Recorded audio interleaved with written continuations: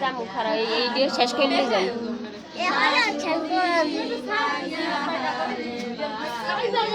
ঠেলে কেন